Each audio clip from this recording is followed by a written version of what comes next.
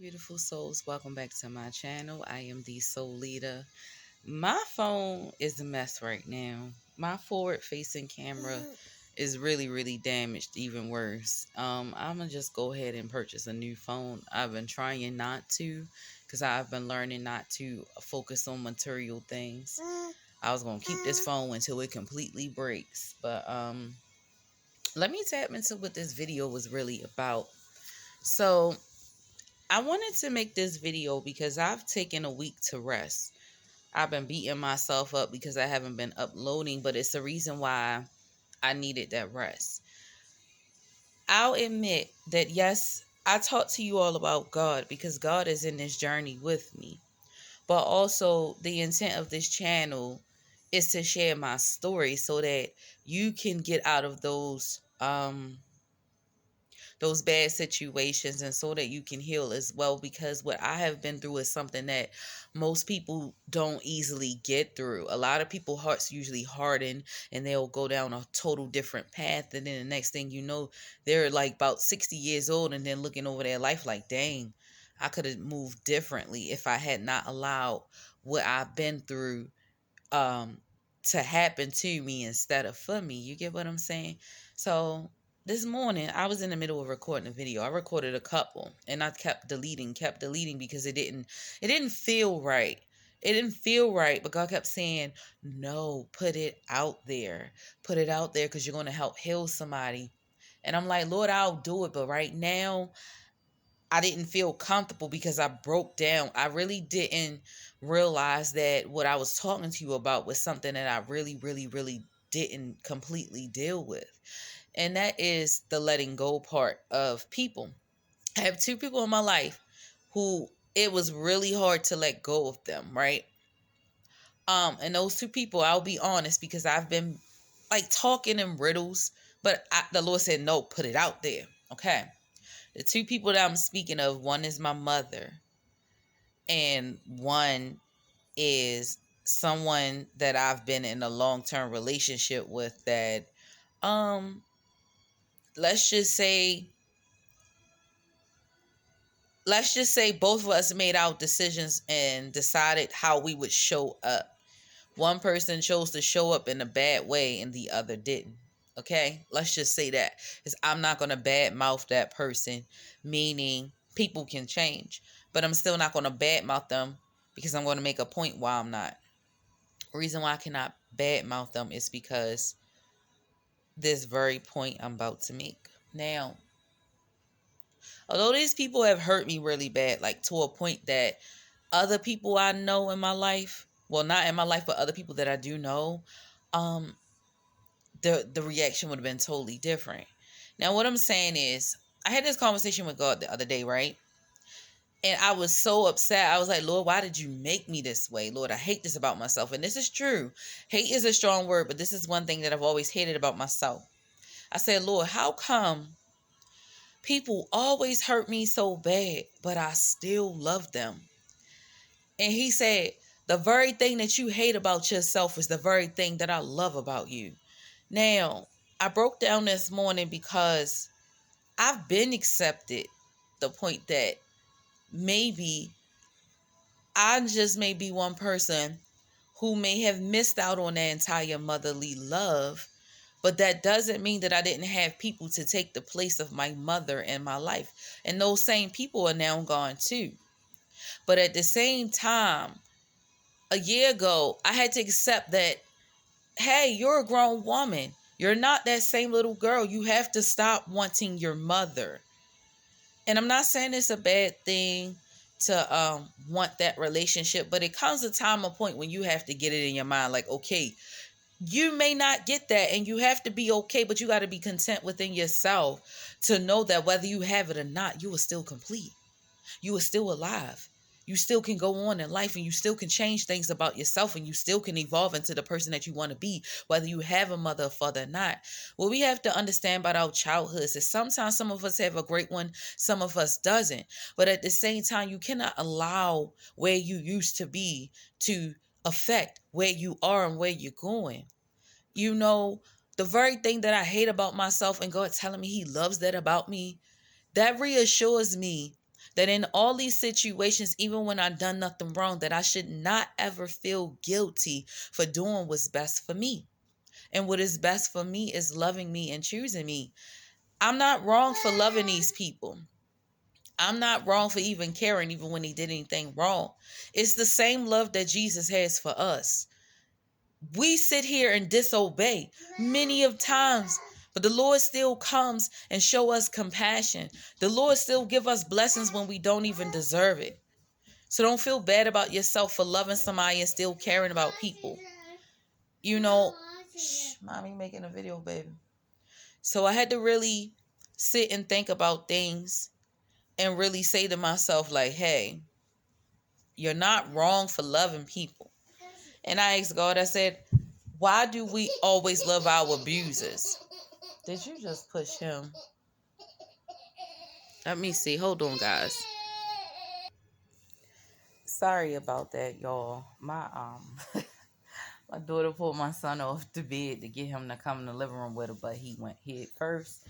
So let me get back to my point. So what I'm saying is, I kept asking God, like, why do I still love my abusers? I don't know. But the thing is, it's like one thing I had to learn in this journey of letting go of people is that when the heart loves, it cannot turn off. And I beat myself up so much for months for wanting to turn off that love. But I had to realize, like, once it's on, you can't turn it off. You know, I stopped fighting it. I just stopped fighting it. I love these people, but I can love them from afar. For the simple fact that you got to understand, if people are okay with hurting you, if people know what they're doing is wrong and they still continue to do it, then therefore you should not deal with them. I went through that, and just looking over all of that, thinking about the times that I cried and wanted my mom, it's like, I feel like I was spending too much time trying to save people when I should have been saving myself. But I'm in that point now that I'm saving myself. And then me doing that, it led me to becoming a content creator. It led me to speaking life into you. It led me to sharing my honest truth. Okay? The thing is, when you love people, you love them for who they are, meaning the good and the bad. But then there comes a time when you love them for who they are, but you can do that from a distance. And how do you do that? You just accept what they have done. You accept the type of people that they are, and you know how to move with them. One of them, I cannot change their title ever. Well, both of them I can't. But one of them, you can't. Why? Because you only get one mother. You get one physical mother on this earth. I can't change who she is. I never hid who she is to me. I never was ashamed of who she is to me. The only thing that I used to feel shameful for was sitting here holding myself back, trying to save somebody else or convince them to save themselves. Now, with the other person, I can't change their title too, but I can change how I deal with them. Now, what we do share is some beautiful kids. That's going to always be that connection. But what I cannot hold on to no more is love. Love is not enough to stay in a relationship. Well, not for me. It is not enough. And it took me almost 10 years to really realize that.